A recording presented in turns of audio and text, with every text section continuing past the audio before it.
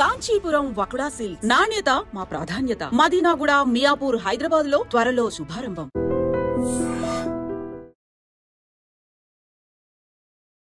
Hi guys, welcome to Aiden. నేను మీ చాణక్య. ఎవరి దగ్గరైనా కానీ ఒక 10 లక్షలు ఉన్నాయంటే ఏం చేయాలనిపిస్తుంటుంది?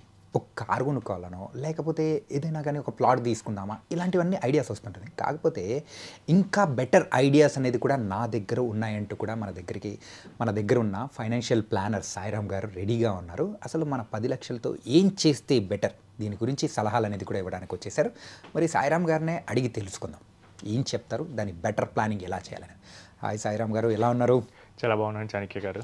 అండ్ మనం ప్రీవియస్గా చేసిన వీడియోస్ అనేది కూడా got an a good response. And మెయిన్గా మిడిల్ క్లాస్ పీపుల్ని టార్గెట్ చేసేటట్టు కూడా మనం కూడా వెళ్తున్నాం కాబట్టి, అలాగే ఎవరి దగ్గరైనా కానీ ఒక 10 లక్షలు ఉన్నాయనుకోండి, సో దాంతో ఏం చేస్తే బెటర్ అంటారు? యాజ్ అ ఫైనాన్షియల్ ప్లానర్గా మీరేం సజెషన్స్ ఇస్తారు? ఓకే, సో ముందు ఇన్వెస్ట్మెంట్ కన్నా ముందు మనం ప్రొటెక్షన్ గురించి ఆలోచించాలి. ఓకే, సో ఫస్ట్ ఏంటంటే ఫ్యామిలీ మొత్తానికి ఇన్సూరెన్స్ ఉందా? హెల్త్ ఇన్సూరెన్స్ ఉంటే కనుక నో ప్రాబ్లం, దెన్ మీకు డైరెక్ట్లీ ఇన్వెస్ట్మెంట్ గురించి ఆలోచించవచ్చు. లేకపోతే అది ఎంత ఉండదు, 30,000 40,000 ఉంటుంది ఫ్యామిలీ మొత్తానికి. సో ఈ రోజుల్లో మంచి పాలసీస్ అన్ని 30,000-40,000 రేంజ్లో వస్తున్నాయి కాబట్టి ఒక హెల్త్ ఇన్సూరెన్స్ తీసుకోవాలి. సో ఆ తర్వాత మనం ఇన్వెస్ట్మెంట్ గురించి ఆలోచించాలి. నెక్స్ట్, సో ఈ 10 లక్షలు ఎప్పుడు కావాలి? సో నా దగ్గర 10 లక్షలు ఉన్నాయి, బెటర్ ఇన్వెస్ట్మెంట్ ప్లాన్ చెప్పమని చాలామంది అడుగుతారు. బట్ అది దేనికి? సో నాకు ఈ దగ్గర 10 లక్షలు ఉన్నాయి, నాకు నెక్స్ట్ మంత్ స్కూల్ ఫీజు కట్టాలి, లేకపోతే సీట్ కొనడానికి స్కూల్లో కాలేజ్లో మనం పే చేయాలి. సో దానికి ఒకలాగా ఉంటుంది. నేను ఒక 3-4 ఇయర్స్ ఉండగలను, దానికి ఒకలాగా ఉంటుంది. నాకు అసలు అవసరం లేదు, ఒక 7+ ఇయర్స్ కావాలి, దానికి ఒకలాగా ఉంటుంది. లేదు, నాకు ఈ 10 lakhstోనే నాకు లైవ్లీహుడ్ కావాలంటే ఒకలాగా వస్తుంది. సో ఫస్ట్ కేసు ఏంటంటే మనకి ఇది లెస్ దెన్ 2-3 ఇయర్స్ లోపల అవసరం అవుతుంది అనుకుందాం. ఓకే, సో అప్పుడు ఏం చేస్తామంటే will never go into equities. So మనం చాలా సేఫ్ వాటిలోనే పెట్టాలి. సో దానికి మనం ఫిక్స్డ్ డిపాజిట్స్, లేకపోతే liquid mutual funds, debt funds కానీ అల్ట్రా షార్ట్ మ్యూచువల్ ఫండ్స్ కానీ మనం కన్సిడర్ చేయొచ్చు. సార్ యూజువల్గా ఫిక్స్డ్ డిపాజిట్స్లో కంటే అది ఇట్స్ అనే ట్రెడిషనల్ వే. అంటే దానిలోంచి వచ్చే రిటర్న్స్ అనేది కూడా మెయిన్గా 6-7% కానీ అలా అంతవరకు ఉంటుంది. కాకపోతే ఇప్పుడు ప్రెజెంట్ ఉన్న సిచ్యువేషన్స్లో అంత పర్సంటేజ్ అనేది కూడా కరెక్ట్ అంటారా? సో 6-7 ఏంటంటే కొన్ని స్మాల్ ఫైనాన్స్ బ్యాంక్స్ 9% వరకు ఇస్తాయి. ఓకే, సో 6-7 అది కాదు ఇక్కడ మెయిన్. ఇక్కడ మెయిన్ ఏంటంటే నా అమౌంట్ సేఫ్గా ఉందా లేదా. ఓకే, సో ఇప్పుడు మీకు నెక్స్ట్ మంత్ ఫీజు కట్టాలి. సో ఇప్పుడు 10 లక్షలు నేను తీసుకెళ్ళి ఎక్కడో పెట్టాను, నాకు మనీ రిటర్న్ రాకపోతే, లాక్ అయి ఉంటే, సేఫ్టీ అనేది కూడా మనకు చాలా ఇంపార్టెంట్. మనకు షార్ట్ టర్మ్లో ఉన్నప్పుడు సేఫ్టీకి చాలా హైయెస్ట్ ప్రయారిటీ ఇవ్వాలి. ఓకే, ఇది ఎలా అంటే వికెట్లు పడుతున్నప్పుడు batsmen won't go for big hits, right. So first wicket కాపాడుకోవడానికి చేస్తారు. సో ఇక్కడ కూడా అంతే. సో మనకి టైం తక్కువ ఉన్నప్పుడు మన క్యాపిటల్ ప్రొటెక్షన్ అనేది చాలా మెయిన్ ప్రయారిటీ ఇవ్వాలి. సో మనకి లెస్ దెన్ 2 ఇయర్స్ ఉంటే కనుక, సో ఈవెన్ ఎఫ్డీస్ అయినా కానీ మనకి ఇక్కడ క్యాపిటల్ ప్రొటెక్షన్ ఉంటుంది. ఓకే, సో కొన్ని స్మాల్ ఫైనాన్స్ బ్యాంక్స్ అవి 9% వరకు ఇస్తున్నాయి. సో ఇక్కడ ఏంటంటే మనం రిస్క్ తీసుకోకూడదు. ఎందుకంటే నాకు నెక్స్ట్ ఇయర్ నాకు మనీ కావాలి. సో అప్పుడు నేను దీన్ని కనుక రిస్కీలో పెట్టానుకో, ప్రిన్సిపల్ రాకపోతే ప్రాబ్లం అవుతుంది. సో నీ కోసం నీ ఇన్వెస్ట్మెంట్ ఎక్కడ ఉందని చెప్పి అవసరం అయితే ఆగదు. ఓకే, సో దానికోసం అని చెప్పి మనం నీడ్ని రెస్పెక్ట్ చేసి మనం రిస్క్ తీసుకోకూడదు. సో నువ్వు ఎంత అగ్రెసివ్ ఇన్వెస్టర్ అయినా కానీ, సో నీ గోల్ కనుక షార్ట్ టర్మ్ 1 ఇయర్ లేదా 1 డే లేదా 1 మంత్ అయినా కానీ, so you always go to fixed income thing. Okay, so fixed income కదా అని చెప్పి నేను వేరే వాళ్ళకి వడ్డీకి ఇస్తానంటే కుదరదు. వడ్డీ అంటే బయట థర్డ్ పర్సన్కి వడ్డీ ఇచ్చామంటే అది వస్తుందో రాదో అనేది కూడా గాల్లో దీపంలా ఉంటుంది. ఇచ్చేటప్పుడు తీసుకునేటప్పుడు చాలా బాగా ఉంటుంది. యా, సో అసలు లైక్ చాణక్య గారు అసలు మీ అంత గొప్ప ఎవరు లేరంటారు. బట్ వన్స్ ఇచ్చేసామా ఇక మనం తిరగాలి. మన ఫోన్ చేసినా కానీ ఎత్తపోవచ్చు, ఇవన్నీ ఉంటుంది. కాబట్టి ట్రెడిషనల్ ఫిక్స్డ్ ఇన్కమ్ వాటి మీదే మనం ఫోకస్ చేయాలి. ఓకే, నెక్స్ట్ మనకు 3 to 5 ఇయర్స్ ఉంది. సో ఒక మ్యారేజ్ ఒక 3 ఇయర్స్లో ఉంటుంది, లేదా 4 ఇయర్స్ 5 ఇయర్స్ అనుకుందాం, మాస్టర్స్కి పంపించాలి. సో ఇలాంటి సినారియోస్లో మనం కొంచెం రిస్క్ తీసుకోవచ్చు.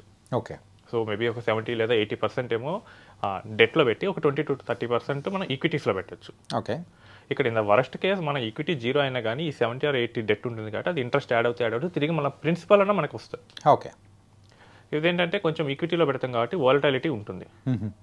సో మనకి ఒక మార్కెట్ కనుక ఒక హెవీగా పడితే ఇది అంత హెవీగా పడదు, కానీ జస్ట్ ఒక 0.2% or 0.3% అనేది పడుతూ ఉంటుంది. ఓకే, మార్కెట్ 1% పడితే ఇది ఒక 0.3% అలా పడుతుంది. సో సేఫ్ ఇన్వెస్టర్స్కి అయితే కనుక ఈక్విటీ సేవింగ్స్ ఫండ్స్ అని ఉంటాయి. Equity saving funds. Okay, so వాళ్ళు ఏం చేస్తారంటే 75% డెట్లో పెట్టేస్తారు. ఒక 20-25% ఈక్విటీస్లో పెడతారు. అవి కూడా లార్జ్ క్యాప్ మెయిన్గా పెడతారు. సో ఈ లార్జ్ క్యాప్స్ ఏం చేస్తాయంటే అంత ఎక్కువగా పడవు. It is comparison with small and mid caps. Okay, దాంతో కంపేర్ చేసుకుంటే this is an safer thing అనుకోవచ్చు. అంత ఎక్కువగా పడవు అంటే కనుక అసలు పడవని కాదు. ఓకే, బట్ మనకేంటంటే 3 years టైంలో రికవర్ అవ్వడానికి ఛాన్సెస్ చాలా ఉంటాయి. Okay. So even in the case మనం పెట్టిన వెంటనే పడినా కానీ మనకు టైం ఉంటుంది, ఎందుకంటే మనకి వెంటనే అవసరం ఉండదు కాబట్టి ఒక 3-4 years టైం ఉంటే కనుక మనం అట్లా వెళ్ళొచ్చు. లేదు కన్జర్వేటివ్ హైబ్రిడ్ ఫండ్స్ అయినా సెలెక్ట్ చేసుకోవచ్చు. ఇలా కాదు నేను కొంచెం అగ్రెసివ్ ఇన్వెస్టర్ అనుకోండి, ఇక్కడ మనం బ్యాలెన్స్ అడ్వాంటేజ్ ఫండ్ అను లేకపోతే మల్టీ అసెట్ కేటగిరీకి వెళ్ళిపోవచ్చు. ఓకే. సో ఇక్కడ ఏంటంటే మల్టీ అసెట్లోకి వచ్చేసరికి మనకి స్టాక్స్తో పాటు gold, silver, real estate and debt, foreign stocks like Nasdaq ఇలాంటి వాటిలో ఇన్వెస్ట్ చేస్తాయి. ఓకే. సో అన్నీ ఒకేసారి పడవు కాబట్టి మనకి కొంచెం సేఫ్టీ ఉంటుంది. బట్ ఇది కొంచెం అగ్రెసివ్ ఇన్వెస్టర్స్కి. బట్ నాకు 7+ years టైం ఉంది అనుకోండి, నాకు ఇప్పుడు ఈ మనీ అక్కర్లేదు. So my kid is studying some 10th class, I need this for his masters. So అక్కడ నాకు టైం ఉంటుంది. సో అప్పుడు నేను ఎఫ్డీలో పెట్టడం తప్పు. ఓకే. ఎందుకంటే అప్పుడు ఎఫ్డీలో పెట్టే నీకు 9% వస్తుంది, అందులో మళ్ళీ ట్యాక్స్లు ఇవన్నీ డిఫరెంట్ స్టోరీ అవుతుంది. సో అప్పుడు ఏం చేయాలంటే we have to go for in equities. ఇక నీకు అక్కడ ఆప్షన్ లేదు, లేదా రియల్ ఎస్టేట్కి వెళ్ళచ్చు. సో నీ రియల్ ఎస్టేట్లో ఏదైనా చిన్న ప్లాట్ కానీ ల్యాండ్ కానీ ఏమైనా ఉంటే కొనేయచ్చు. సార్, రియల్ ఎస్టేట్ విషయానికి వచ్చేటప్పటికి కూడా ఈ అప్రిసియేషన్ అనేది కూడా కొంచెం తక్కువ ఉండే అవకాశాలు ఉండొచ్చా, లేకపోతే అది కొంచెం అగ్రెసివ్గా ఉంటుందంటారా? సో ఇది కంటిన్యూస్గా demand and supply. Okay. So మనకి నెక్స్ట్ 5 yearsలో మనకి బెటర్ డిమాండ్ వస్తుంది అని మనం రీసెర్చ్ తెలిస్తే కనుక రీసెర్చ్ చేసినప్పుడు నేను అక్కడ ఇన్వెస్ట్ చేయొచ్చు. Even there are scenarios where real estate give negative returns. Classic మన అమరావతి 2014లో ఇన్వెస్ట్ చేసిన వాడికి 2024లో he got negative returns. Difference అనేది పక్కా ఉంటుంది డ్యూ టు ద సిచ్యువేషన్స్, మన జియో పొలిటికల్ ఉండొచ్చు, లోకల్ చేంజెస్ ఉండొచ్చు. సో మనం అక్కడ మన రీసెర్చ్ చేసి ఎక్కడ పెరుగుతుందో అనేది అనిపించిన దగ్గర మనం ఇన్వెస్ట్ చేయాలి. Right. So but real estate is also have some danger, but at least people who don't know equities లాంటి వాటి తెలియని వాళ్ళు కొంచెం సేఫ్టీ ఉంటుంది. అదే ప్యూర్ ఈక్విటీకి వెళ్ళామనుకోండి, మంచి స్టాక్స్ ఫండ్ మనమన్నా పిక్ చేయాలి, లేదా ఫండ్ మేనేజర్ మ్యూచువల్ ఫండ్స్ ఇస్తే వాళ్ళన్నా పిక్ చేస్తారు. సో ఇక్కడ ఏంటంటే ఈక్విటీస్కి వెళ్ళినప్పుడు మీరు పెట్టిన తర్వాత మార్కెట్ ఒక 2 years పడవచ్చు. లైక్ రీసెంట్ వాళ్ళలాగే ఒక 20% అలా పడవచ్చు. ఒక 2-3 years బాగా పెరగచ్చు. ఒక 1 year or 2 years అసలు ఏమీ పెరగకుండా ఉండొచ్చు. అంటే మీరు ఎంత పెట్టారో ఇయర్ ఎండ్లో కూడా అంతే ఉంటుంది. బట్ ఓవరాల్ ఈ 6 years or 7 years యావరేజ్ తీసుకుంటే కనుక మన మనీ దాదాపు రెట్టింపు అవడానికి అవకాశం ఉంటుంది. ఎక్కువ ఉంటుంది, ఎక్కువ అవకాశాలు ఉంటాయి. ఓకే. బట్ మనం పెట్టింది అయితే లాస్ అవ్వం. ఈ ఈక్విటీస్కి వచ్చేసరికి ఏంటంటే మనీ పడుతుంది కాబట్టి మీరు ఇన్వెస్ట్ చేసిన తర్వాతే పడిద్దన్న ఫీలింగ్తోనే రండి. ఓకే. అలా కాదు నేను ఇన్వెస్ట్ చేసిన తర్వాత పెరుగుతుందన్న ఫీలింగ్తో వస్తే మార్కెట్ ఏదో రోజు ఆ 7 yearsలో పడుతుంది, అప్పుడు మీరు ఫీల్ అవుతారు. సార్, ఇదే సందర్భంలో ఒకటి అడగచ్చా సార్? ఏంటంటే ఇప్పుడు గోల్డ్ అండ్ సిల్వర్ విషయానికి వచ్చేటప్పటికి ఆ ప్రైజెస్ అనేది కూడా హెవీగా వెళ్తున్నాయి, అంటే బాగా పైకి వెళ్తున్నాయి. ఇలాంటి టైంలో ఆ గోల్డ్ అండ్ సిల్వర్ మీద ఇన్వెస్ట్ చేయడం అనేది కరెక్టే అంటారా? సో మనకి మార్కెట్లో ఒక రూల్ ఉంటుంది. ఓకే. మనకి మార్కెట్లో ఒక సేయింగ్ ఉంటుంది, అందరూ కనుక ఆశపడుతుంటే మీరు మాత్రం భయపడండి. సో గోల్డ్ అండ్ సిల్వర్ పెరుగుతూ ఉంటే అది కొన్నాళ్ళకి స్టెబిలైజ్ అయిన తర్వాత మళ్ళీ పడతాయి. అవును. సో ఇప్పుడు కూడా అదే సినారియో వస్తుంది. కాబట్టి ఎప్పుడు పెరిగే మార్కెట్లో మనం ఇన్వెస్ట్ చేయకూడదు, పడిపోయి తక్కువలో ఉన్న వాటిలో మనం ఇన్వెస్ట్ చేయాలి. ఓకే. సింపుల్ థింగ్, మీరు ఒక ప్రాపర్టీ కొనాలనుకుంటున్నారు. సో ఆ ఏరియాలో దాని వాల్యూ ఒక 50 lakhs, బట్ అప్పుడు అది డిమాండ్ వల్ల ఎక్కువ 60 lakhs చెప్పారు. ఓకే. సో మీరు కొంటారా? కొనంగా. సో ఇప్పుడు అంతే. సో ఒకవేళ అదే 50 lakhs ప్రాపర్టీ ఎవరైనా 45 lakhs అలా అమ్మితే తీసుకుంటాం ఖచ్చితంగా. సో అదే ఎప్పుడు మనం ఓవర్ వాల్యుయేషన్ కానీ ఎక్కువ మంది కొంటుంటే మాత్రం మీరు దాన్ని అవాయిడ్ చేయడానికి ట్రై చేయండి. Okay. So gold and silver కూడా అవే కేటగిరీకి వస్తాయి. బట్ ఓవరాల్ పోర్ట్ఫోలియోలో భాగంగా మనం ఒక రేషియోతో కొంటున్నాం అంటే దట్స్ ఓకే. బట్ మొత్తం మన అమౌంట్ తీసుకొచ్చి అక్కడే పెట్టడం అనేది కరెక్ట్ కాదు. సో ఈ లెక్కన అయితే ఈ 10 lakhs అనేది కూడా మనం ఈక్విటీ ఫండ్స్ మీద పెట్టేస్తే కొంచెం సేఫర్ గేమ్లో వెళ్ళిపోవచ్చు. Safer game in the sense long టర్మ్లో సేఫర్ గేమ్. ఇదేంటి, నాకు 7 years తర్వాత నాకు ఆ మనీ కావాలంటే, ఇప్పుడు నాకు ఇంకో సినారియో, నాకు అసలు ఏమీ లేదు, నేను ఒక లైవ్లీహుడ్ కూడా దీని నుంచే తీసుకోవాలి. Then you cannot go for equity, you cannot go for fixed income. నీకు వచ్చినట్టు ఏదో ఫ్రాంచైజ్ బేస్డ్ బిజినెస్ మోడల్, లేకపోతే నీకు ఏమైనా నచ్చితే నువ్వే తీసుకోవటము. So like going for a petrol bunk, లేకపోతే ఒక ఫార్మా షాప్, లేకపోతే టీ ఫ్రాంచైజ్ అట్లీస్ట్. సో వీటిలో ఏదో ఒక చిన్న బిజినెస్ మోడల్లో మీరు తీసుకోవటమే ఫ్రాంచైజ్షిప్లో. లేకపోతే మీకే ఒక బిజినెస్ చేసే స్కిల్ ఉంటే then do it with that. Okay. So అక్కడ ఏంటంటే మనకి కనీసం మంత్లీ ఇన్కమ్ వస్తుంది, లైవ్లీహుడ్ ఉంటుంది. సో అసలు ఏమీ లేనోడు, సోర్స్ ఆఫ్ ఇన్కమ్ ఏమీ లేనోడు ఇన్వెస్ట్ చేయకూడదు. ఓకే. సో దీంతో మనకి ఏంటంటే మనకి ఎంత బెటర్గా మనకి ఇన్కమ్ తీసుకురావాలని వాటి మీద కాన్సన్ట్రేషన్ చేయాలి. ఓకే. సో మన రిక్వైర్మెంట్ బట్టి ఇవన్నీ మారుతూ ఉంటాయి. సో బేస్డ్ ఆన్ పర్సన్ వీటి బట్టి చేంజెస్ అవుతూ ఉంటాయి.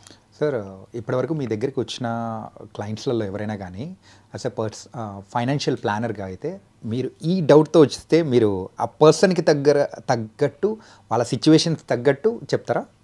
అంతే. సో ఇప్పుడు నాకు 2 months బ్యాక్ ఒక పర్సన్ వచ్చారు. So he side he has some 50 lakhs. Okay. So he's going to retire. So he don't need that money. So but ఏంటంటే మనకి రిటైర్ అయిన తర్వాత మనకి ఆయనకి శాలరీ ఉండదు కాబట్టి అప్పుడు నేను సో ఒక 20,000 అలా తీసుకుంటా అన్నాడు. సో దానికి తగ్గట్టు పెట్టాం. ఓకే. ఇంకో కేసు ఏంటంటే సో ఇట్స్ ఫ్రమ్ 1 lakh వచ్చింది. బట్ అదేంటే వాళ్ళ పాపకి. So they don't need that money. So అక్కడ ఏంటంటే మనం ప్యూర్ ఈక్విటీస్లో పెట్టేసాం. ఓకే. ఎందుకంటే వాళ్ళ పాప కాబట్టి అప్పుడు కాదు, అది 20 years తర్వాత. అది కూడా వాళ్ళ గ్రాండ్ పేరెంట్స్ గిఫ్ట్గా ఇచ్చారంట. సో ఇది కేస్ టు కేస్ బట్టి మారిపోతూ ఉంటుంది. ఓకే. సో అందరికీ యూనివర్సల్గా ఆమోదయోగ్యమైన ప్లాన్ అనేది ఒకటి ఉండదు. ఇది పర్సనల్ ఫైనాన్స్ కాబట్టి ఎవ్రీ పర్సన్కి యూనిక్గా మారుతూ ఉంటుంది. ఓకే. అంటే ఈ రిటర్న్స్ కూడా ఎలా ఉంటాయో నేను చెప్తాను. Okay. So if you invested in a long term equity, so if you invested 10 lakhs and you wait for 5 years, so it will get 20 lakhs. Okay. So ఈ 10 lakhs అని కనుక మీరు ఇంకో 5 years ఇంకా ఎక్స్ట్రా వెయిట్ చేస్తారు అంటే 5 + 5 years 10 years ఉన్నాయనుకోండి, will get 21 lakhs. So 15 years ఉన్నారనుకోండి, సమ్ 41.5 lakh వస్తుంది. 20 years ఉంటే 83 lakhs. Oh my God. 25 అనుకుంటే 1.6 crores. అంటే ఇక్కడ మెయిన్గా ఆ టైం పీరియడ్నే మెయిన్ క్రూషియల్ రోల్ అనేది ప్లే చేస్తుంది. టైం అనేది ఎక్కువ ఉంటే కనుక మనకి ఎక్కువ రిటర్న్ వస్తుంది. ఫర్ ఎగ్జాంపుల్ ఒక 30 years person, so he got some 10 lakhs by selling any property, అదేదో బోనస్ వచ్చింది అనుకోండి, ఈ 10 lakhs ఇన్వెస్ట్ చేస్తే ఆ రిటైర్మెంట్ని తీసేసుకుంటుంది ఇది. So at the age of 60 it will get some 6.6 crores. Okay. So 30 years person retire అవ్వాలంటే ఇప్పుడు జస్ట్ 10 lakhs పెట్టేస్తే సరిపోతుంది. ఆయన రిటైర్మెంట్ స్టేజ్లో ఆయనకి ఏ చీకు చింత లేకుండా అదే చూసేసుకుంటుంది. పవర్ ఆఫ్ కాంపౌండింగ్ అన్ని ఇయర్స్లో బాగా వర్కౌట్ అవుతుంది. రైట్. సో మనం లాస్ట్ ఇయర్స్లో చూస్తూ ఉంటాను కానీ పెరిగిపోతూ ఉంటుంది. సో రిటైర్మెంట్ ఈజీగా హ్యాండిల్ చేయగలదు. రేపు అప్పుడే పుట్టిన కిడ్స్ వాళ్ళ భవిష్యత్తు కోసం చేయాలన్నా కానీ చేసేయచ్చు. Right. It was very nice sir. మెయిన్గా అయితే 10 lakhs ఉన్న పర్సన్ అతను ఏం ప్లాన్ చేసుకుంటే కరెక్ట్, సో ఏ వేస్లెస్లో వాళ్ళు ఇన్వెస్ట్ చేసుకుంటే కరెక్ట్ అనేది చాలా వేస్ అనేది కూడా చెప్పారు. Really it was very nice and thank you so much. Thank you Chanakya గారు.